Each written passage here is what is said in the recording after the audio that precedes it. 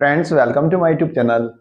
Friends, DDA ने अपने housing scheme से रिलेटेड कुछ अमेंडमेंट किए थे और उस अमेंडमेंट में यह था कि यदि आपके पास दिल्ली में अपना मकान है, फिर भी आप डीडीए की हाउसिंग स्कीम में पार्टिसिपेट कर सकते हैं, उसमें फॉर्म भर सकते हैं। दूसरा, डीडीए ने वेटिंग लिस्ट से रिलेटेड भी कुछ अमेंडमेंट किए थे और भी कई तरह के अमेंडमेंट्स डीडीए ने अपने हाउसिंग स्कीम से रिलेटेड किए थे।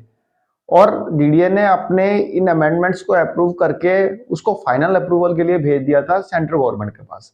सेंट्रल गवर्नमेंट के शहरी विकास मंत्रालय के पास भेज दिया था इसको फाइनल अप्रूवल के लिए। डीडीए ने अपनी तरफ से उन सभी अमेंडमेंट को अप्रूव कर दिया था और इसके बारे में मैं आपको ऑलरेडी बता भी चुका हूं। आज से 4-5 महीने पहले मैंने एक वीडियो बनाई थी जिसमें कि मैंने आपको बताया था कि डीडीए ने कुछ अमेंडमेंट को अप्रूव किया है और उनको फाइनल अप्रूवल के लिए सेंट्रल गवर्नमेंट के पास भेज दिया है। फाइनली इन सभी अमेंडमेंट्स को सेंट्रल गवर्नमेंट के शहरी विकास मंत्रालय ने अपना अप्रूवल दे दिया है और ये फाइनली रूल्स बन गए हैं। अब ये अमेंडमेंट जो है रूल्स बन चुके हैं, जो कि डीडीए की आने वाली स्कीम्स में ये अमेंडमेंट आपको देखने को मिलेंगे। अब फ्रेंड्स, एक बार इन अमेंडमेंट्स को गो थ्रू कर लेते हैं, जिसमें हम ये जानेंगे कि कौन कौन से अमेंडमेंट्स को अप्रूव कर दिया गया है। डीडीए के अकॉर्डिंग डीडीए की हाउसिंग स्कीम्स में वही लोग पार्टिसिपेट कर सकते हैं जिनके पास दिल्ली में अपना मकान नहीं है।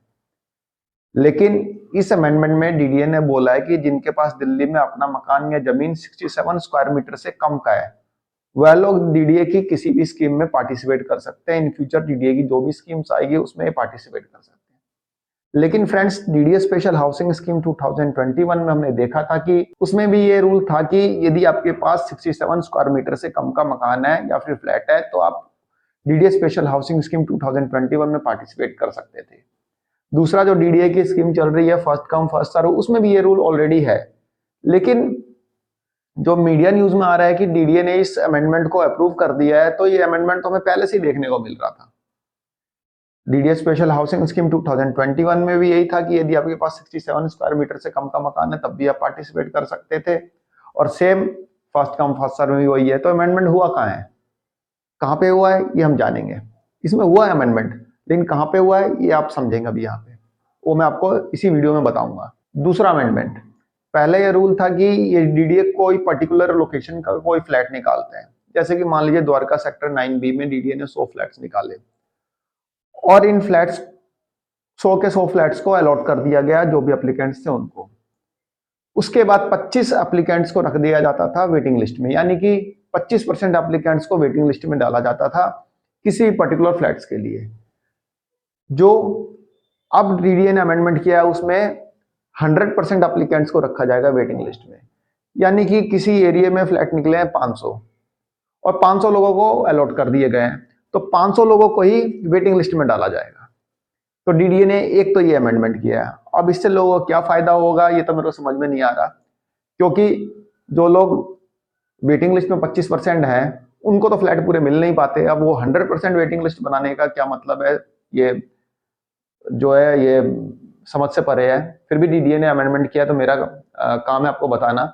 तो डीडीए ने अभी अमेंडमेंट किया है कि वेटिंग लिस्ट 100% पे बनेगी। ठीक है फ्रेंड्स। तीसरा जो अमेंडमेंट डीडीए ने किया है उसमें यदि किसी पर्टिकुलर लोकेशन के लिए डीडीए फ्लैट्स निकालते हैं और उस लोकेशन के 25% से ज्यादा फ्लैट्स अनसोल्ड रह जाते हैं।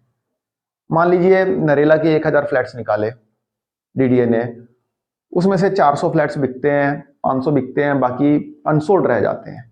यानी कि 25% से ज्यादा फ्लैट्स यदि अनसोल्ड रह जाते हैं तो उस एरिया को, उस पर्टिकुलर लोकेशन को डीडीए डेवलपिंग एरिया में कैलकुलेट करेगा, उसको डेवलपिंग एरिया मानेगा और उस पर्टिकुलर डेवलपिंग एरिया के लिए डीडीए नई स्कीम लाएगा। नई स्कीम से मेरा मतलब है उसके लिए DDA first come first serve scheme लेके आएगा, जैसे कि नरेला के लिए अभी फिलहाल में चल रही है। और इस फर्स्ट कम फर्स्ट सर्व में जो पहले बुक करेगा उसका वो फ्लैट हो जाएगा। ये फर्स्ट कम फर्स्ट सर्व उन्हीं एरिया के लिए आएगी जिनमें 25% फ्लैट्स जो है अनसोल्ड रह जाएंगे। जैसे कि द्वारका में मान लीजिए 500 फ्लैट्स निकाले, 500 500 बिक गए, या फिर 480 फ्लैट्स बिक गए, तो वहां के लिए नहीं आएगी। ये पर्टिकुलर उसी एरिया के लिए आएगी जहां पे 25% से ज्यादा फ्लैट्स जो है अनसोल्ड रह जाएंगे, अनबिके रह जाएंगे। उस एरिया के लिए ये first come first serve scheme आएगी। और इस first come first serve scheme की कुछ स्पेशलिटी रहेगी। उसमें क्या स्पेशल रहेगा ये आप समझिए, ये मेन पॉइंट है। Friends, first come first serve scheme में कोई भी इंडिविजुअल पार्टिसिपेट कर सकते हैं। जिसके पास अपना मकान है, जिसके पास दिल्ली में अपना मकान है, वह भी कर सकता है, जिसके पास नहीं है वह भी कर सकते हैं। अब आप बोलेंगे कि इसमें मैंने नया क्या बताया है। मैं तो ऑलरेडी बता ही चुका हूं कि 67 स्क्वायर मीटर से कम का जिसके फ्लैट है या फिर घर है वो पार्टिसिपेट कर सकते हैं। लेकिन इस first come first serve scheme में 67 स्क्वायर मीटर की जो बाउंडेशन है वो खत्म कर दी गई है। यदि आपके पास 80 स्क्वायर मीटर का भी घर है, 90 स्क्वायर मीटर का भी घर है, तब भी आप first come first serve scheme में पार्टिसिपेट कर सकते हैं as per DDA new amendment. DDA ने जो नई अमेंडमेंट की है उसके अकॉर्डिंग यदि आपका 67 स्क्वायर मीटर से भी एक्सेस यदि आपका फ्लैट या घर है या जमीन है, तब भी आप इस स्कीम में जो first come first serve scheme आएगी, लेकिन first come first serve scheme भी उन्हीं फ्लैट्स के लिए आएगी जो 25% से ज्यादा अनसोल्ड रह जाएंगे। तो जो first come first serve scheme में वे लोग भी पार्टिसिपेट कर सकते हैं जिनके पास दिल्ली में अपना 67 स्क्वायर मीटर से एक्सेस का घर है, वो लोग भी कर सकते हैं। ठीक है फ्रेंड्स। दूसरा, इस स्कीम में सिर्फ इंडिविजुअली नहीं, इसमें गवर्नमेंट एजेंसीज भी पार्टिसिपेट कर सकती है। गवर्नमेंट एजेंसी से मेरा मतलब है सेंट्रल गवर्नमेंट भी first come first serve scheme में फ्लैट्स खरीद सकती है अपने एम्प्लॉइज के लिए। जैसे कि नरेला में अभी सीआईएसएफ के लिए सेंट्रल गवर्नमेंट ने खरीदे हैं, हो सके तो दिल्ली मेट्रो के लिए भी खरीद सकती है। सेंट्रल गवर्नमेंट भी खरीद सकती है, स्टेट गवर्नमेंट भी खरीद सकती है। ठीक है फ्रेंड्स।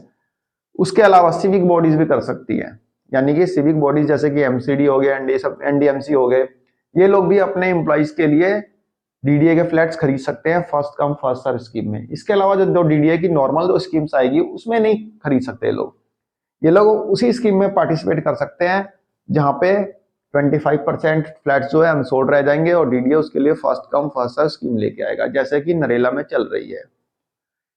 यदि किसी अदर लोकेशन पे भी इस टाइप की स्कीम्स आती है तो वहां पे कोई भी इंडिविजुअल पार्टिसिपेट कर सकता है, कोई भी सिविक बॉडीज पार्टिसिपेट कर सकती है, सेंट्रल गवर्नमेंट कर सकती है, स्टेट गवर्नमेंट कर सकती है, कोई भी कर सकता है।